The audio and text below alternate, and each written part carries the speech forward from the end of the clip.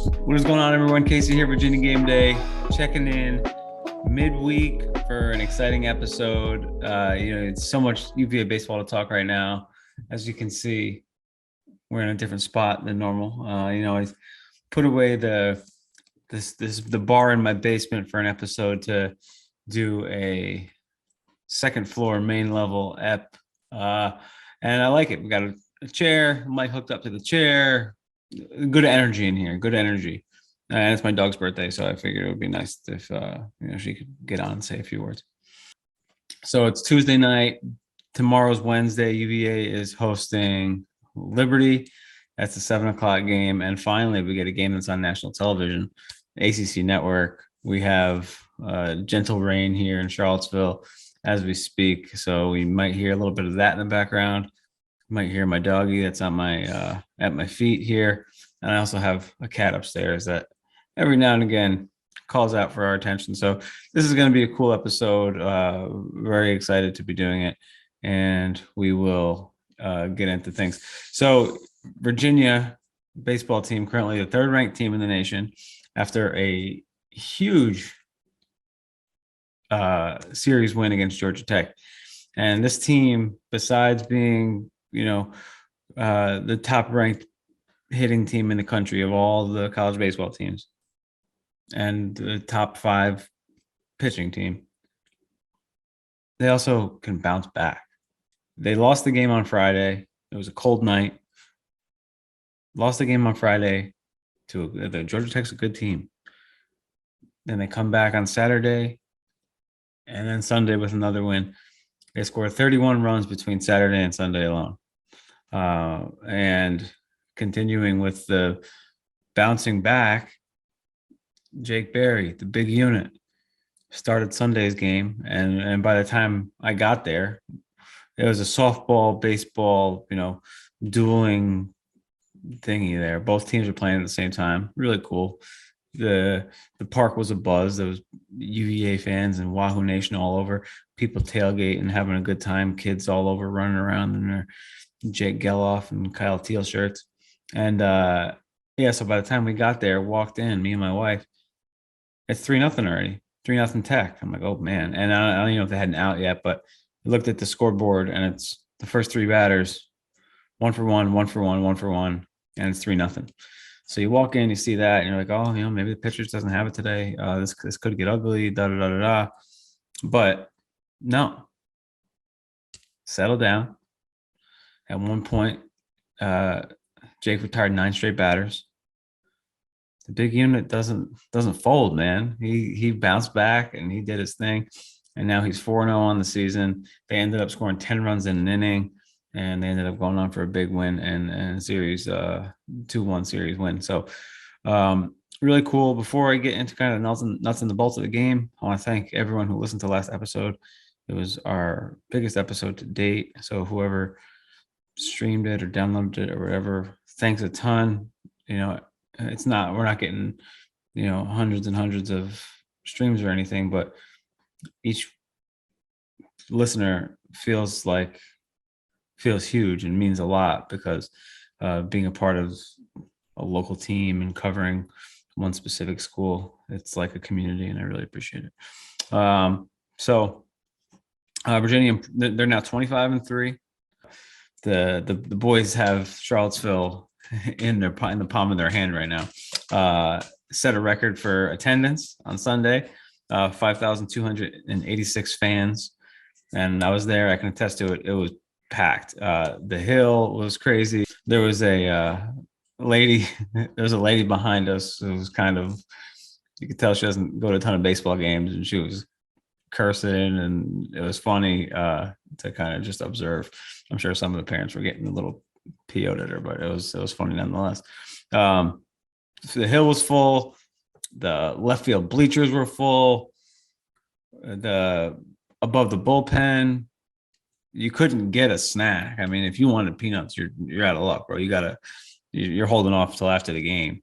Or if you wanted a brat or a hot dog, you gotta, hopefully you ate something in the parking lot. Hopefully you packed some sandwiches, because the lines were for real long. And man, I'm lucky I don't have a kid asking me to go stand in line, because what are you going to say? You got to do it. I mentioned earlier, you see the kids walking around in the Geloff shirts, the teal shirts. Super cool. The NIL thing. They had the city in the palm of their hand, and it's cool that the guys are actually benefiting from that, getting a little money to go out and party after a big win.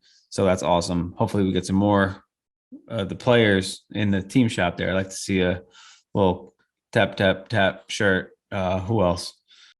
Oh, a Chris Newell shirt would definitely sell like hotcakes. A Jake Berry shirt. Give them all, one for everyone. On Friday night, we saw Big Donkey and Christian Holinka. Finally met them in person. I've exchanged messages here and there on the Virginia Gameday account, but never met them in person. So it was cool to finally meet them. Make sure to check out Big Donkey's podcast on d1baseball.com. It's legit. He's really good at it. And we're going to hook up for a pod for sure at some point. Just let him know. Besides the attendance record, we also set the home run record. Hey. Sit. Down. Okay. Besides the attendance record, we also set the home run record. When Jake Geloff popped his 14th dinger, which leads the country.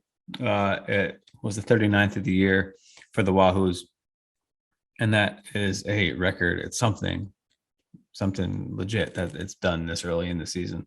And then they had a 10-run fourth inning, which is the first time that's been done in like 5 or 6 years. Big, hat tip to Max Codier, a guy who had 2 big hits in one inning. That's always cool when you can do that. He had 2 big hits in 1 inning. And he's a guy who is able to bounce back, like not keep it even keel, not be so bummed out because it hasn't started every game. This was a guy who was a starter all through Omaha last year. And then this season, he's only started 19 games. They played 27. Some of the younger guys getting some time. And coach mentioned after the game, he hasn't been a distraction or hasn't been bummed out. And he's, kept calm, and the baseball gods paid him back. And, he's a great player anyway. Also had a really nice, there's a little chopper up the right side, too far for the first baseman to get. He gloved it and then flipped it with the glove. It was really cool. It was my dog bumping in. Flipped it with the glove. It's a really nice play. Hitting and baseball is so mental. And JUCO, we were doing a lot of splitting double headers. So I was a first year, and the guy who had been there would get the first game, I get the second game. And there was a lot of that. And you might have a good game, and then I'd start a couple games in a row, and then I might have an 0 for 4, and then he'd, start getting the start. So it's tough when you're got a guy behind you and you're doing a little platoon, and it's all about riding the hot hand. And they have depth this year. I mean, this team is super duper deep. Justin Rubin, the guy who has been getting a lot of starts at second base, is hitting over 300, not striking out a lot. He's got a 435 on base percentage.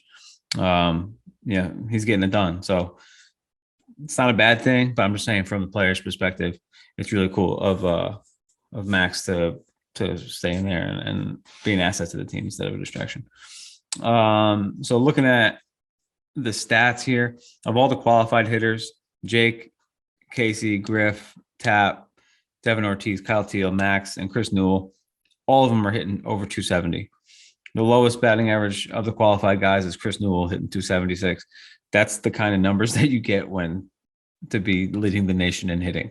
It's unheard of. It's legit unheard of. Like, baseball is peaks and valleys and peaks and valleys. And it's such a cliche, but hitting is contagious. You've seen them have a ton of big innings, guys setting the table, and then some of the big bats coming up and dropping bombs. And there's something to knowing that everyone's locked in, to just being able to play loose, right? Everyone's locked in, you're playing loose. That, the pressure's off a little bit. These guys are getting it done, and they're doing something amazing right now. Of the bench, Ethan Anderson, he's got 66 at bats. He's hitting 303. Colin Tuft has 63 at bats. He's also hitting 333. And Justin Rubin has 39 at bats. He's hitting 333. Of the pitchers, Nate Savino, one of the best Friday night starters out there. 3.0 ERA, 4-1 record. Jake Berry, we mentioned, 4-0 record, 3.54 ERA. And Brian Gursky, a perfect 5-0 with a 2.61 ERA. You look at the pitchers, and no one has an ERA over 5. You usually get like, the one guy who got banged up in, 2/3 of an inning, his ERA is like 26. No, everyone here, regardless of how many innings you pitched, is under 5. Insane. Jake, like we mentioned, leading the country in home runs. Tap's got 8. Chris Newell has 7. Devin Ortiz, he's on the Ola Rude watch list for pitching and hitting, a dual threat kind of guy. He's got 3. Sauky's got 5. And Jake and Nate have been added to the Golden Spikes midseason watch list. So, give it up for them. That's a big honor. They're going to be going down in history. The Geloff and Teal combination, because they came in the same year. Geloff and Teal are 2 studs. Geloff and Teal, that you're going to think of those guys in tandem for a long time. And they'll probably they're going to go on to have great careers, knock on wood, at the professional level. And speaking of, MLB is about to start. Today is Tuesday. This podcast will be released on Wednesday, and opening day is Thursday. Tons of UVA sprinkled in to the baseball world this year. As always, we're an elite program. No Zim for the first time in I don't know how long. He started out in 2005 and he just retired. So April 30th, speaking of, Zimmerman bobblehead day at the Dish. So get your fantasy teams ready, get your MLB.tv account ready. It's baseball time. And baseball is a sport unlike, I think, football a little bit, but it's a sport where it's like, it's about family and, like the Field of Dreams thing with your dad. And that's how some families communicate. And having, whether it be in the summer and you're outside and spending time with people, baseball is just a real gift. It's a beautiful game. And I'm grateful that we have an official season back in the books. I'm happy that labor dispute didn't last any longer than it did. Even if it did, we would have college baseball to enjoy. So no Zim, but Sean Doolittle's back in DC. So down here in Charlottesville, closest ball team to go watch is up in DC. You can see our boy Sean Doolittle this year. He's back in the district. Chris Taylor, of course, stud out in LA. Pavin Smith with the Diamondbacks. And Jake McCarthy looks like he's going to make the opening day roster. Scranton's finest, repping Thunder Mifflin. He should be on the D-backs opening day roster. Daniel Lynch, lefty for the Royals. Look for him to have a breakout year. He can really improve his stock. Ernie Clement with the now Guardians, no longer the Cleveland Indians, my friends. The Cleveland Guardians. Great glove guy. Love watching Ernie play. Adam Hazley, now on the White Sox, recently traded. Looks like he's going to be on the opening day roster as well. And a bunch of other guys. It's not a new thing. UVA is all over the place. And we'll see as minors start getting sorted out where some of the like the guys from last year, where they're going to be playing at. I saw Andrew Abbott, our top pick last year, was taking pictures for his new minor league team. Can't quite remember where it was, but Zach Messenger's on the Yankees Tampa Bay minor league team. There's a lot of UVA guys in the minors.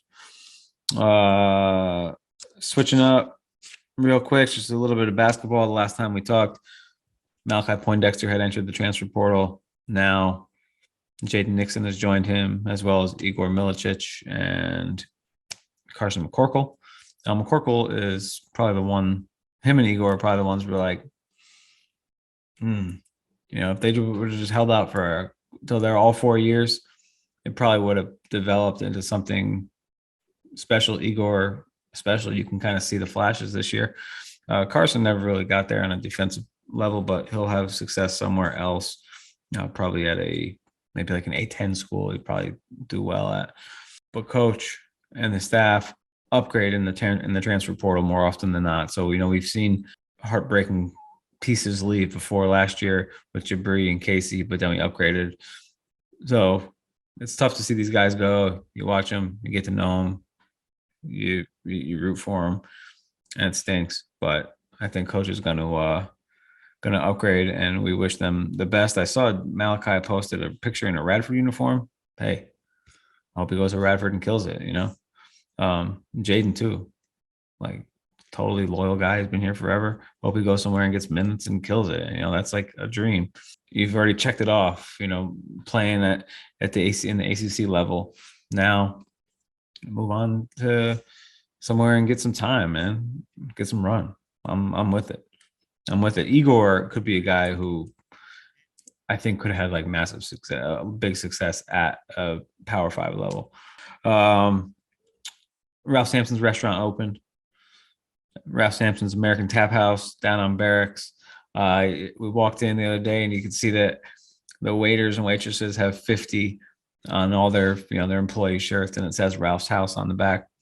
They needed it, because there's no in that plaza, there's nowhere to like grab a beer and a burger before a game, after a game with your buddies, watch the game. Can't really do that.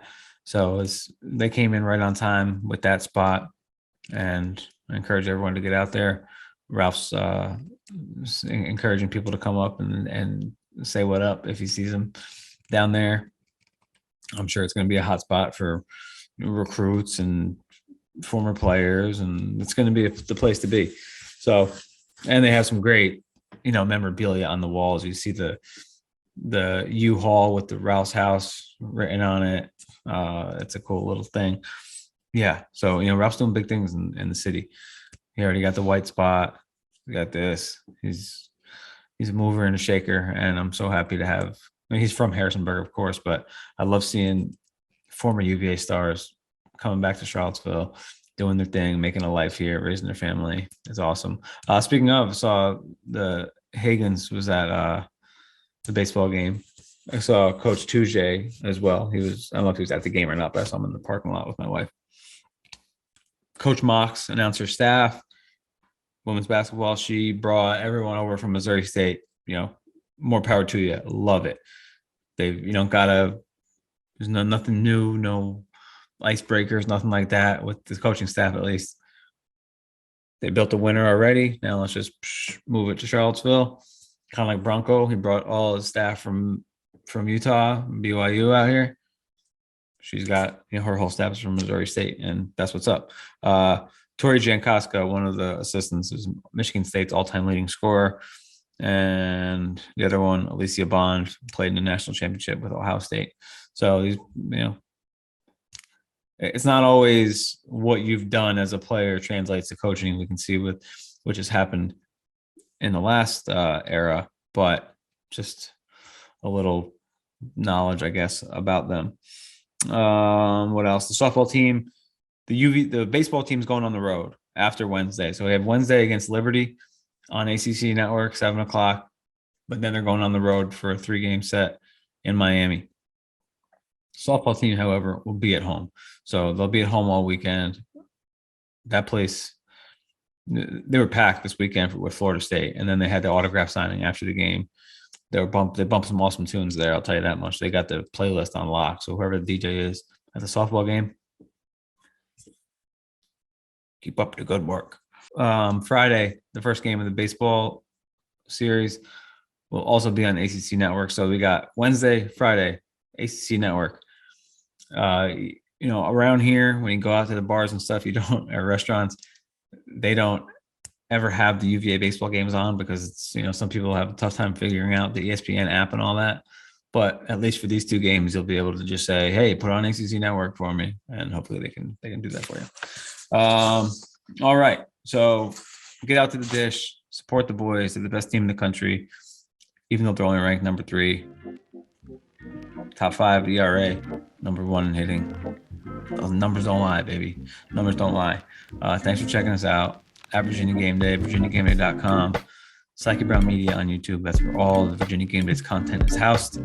We appreciate it. Co-host.